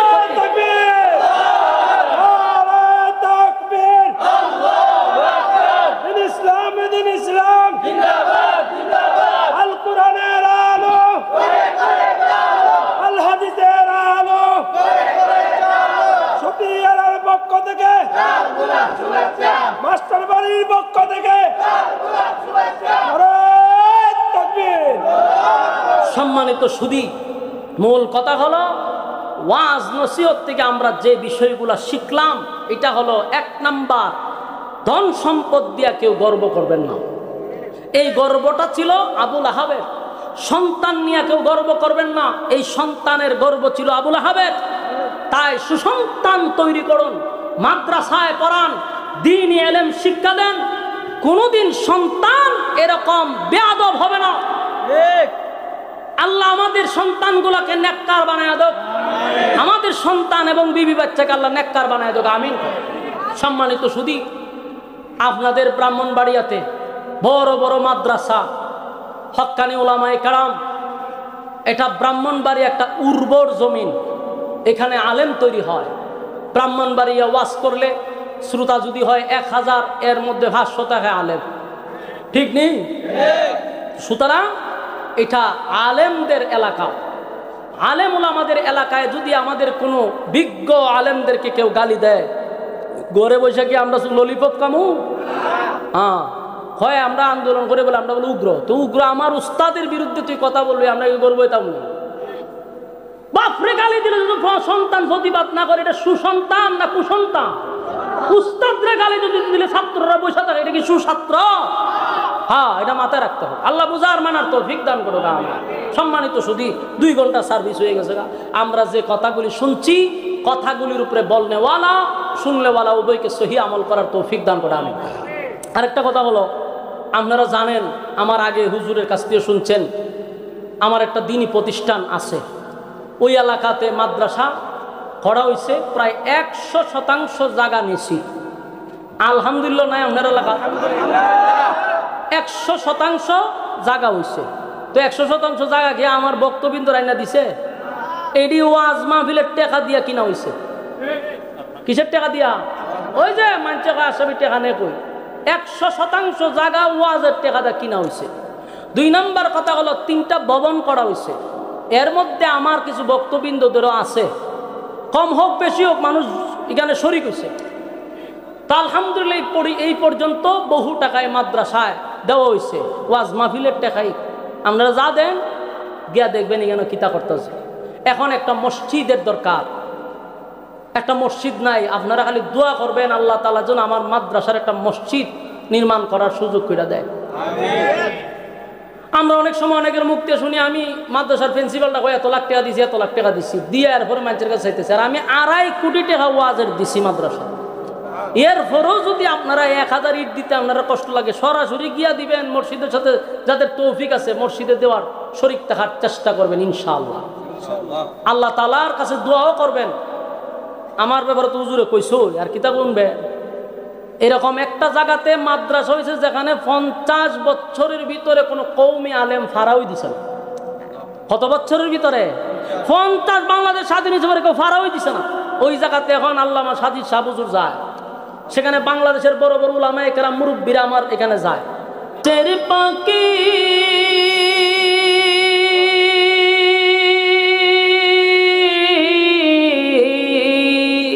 করছো কেন ডাকা ডাকি,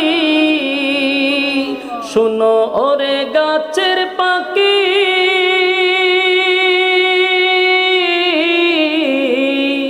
করছো কেন ডাকা ডাকি, ওরে ডালেতে থাকিয়া বুঝি, কোন ডালেতে তাকিয়া বুঝি, তুচ্ছ নবীকে, নবীর নাম শুনি কানে। কইতে পারে না, কেমনে কইতাম? সাথে কই, নবীর নাম শুনি কানে, তারে দেখিনি জীবনে, নবীর নাম শুনি কানে, তারে দেখিনি জীবনে। শুনো ওরে গাছের পাতা,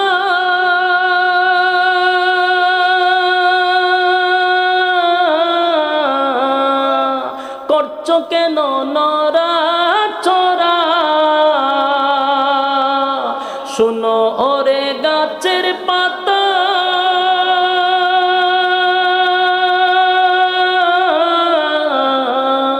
করছো কেন নরা চরা, ওরে ডালেতে থাকিয়া বুঝি, ডালেতে থাকিয়া বুঝি, কুচ্ছ নবীকে, নবীর নাম শুনি কানে। নবীর নাম শুনি কানে তার দেখিনি জীবনে, নবীর নাম শুনি কানে তার দেখিনি জীবনে। শোনো ওরে নদীর পানি,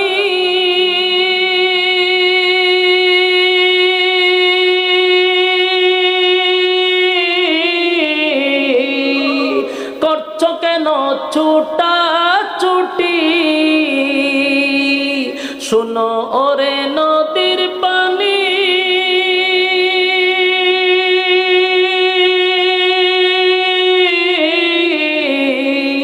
করছো কেন ছুটা ছুটি,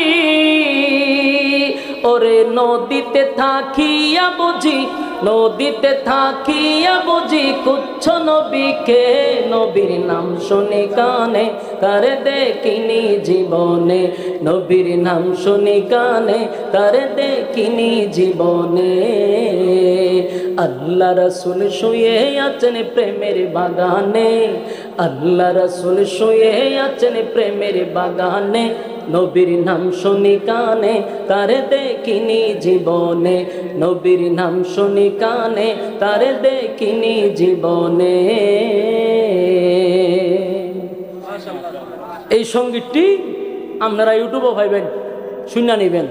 আর আমরা যারা দীর্ঘক্ষণ সময় বসে আছি, মোনাজাত দিব তো ইনশাআল্লাহ, হাত তুলি, এই মোনাজাত দিয়া মাশাআল্লাহ, লিল্লাহে তাকবীর, লিল্লাহে তাকবীর, হাত তুলেন, হাত তুলেন, বলেন ইনশাআল্লাহ মোনাজাত।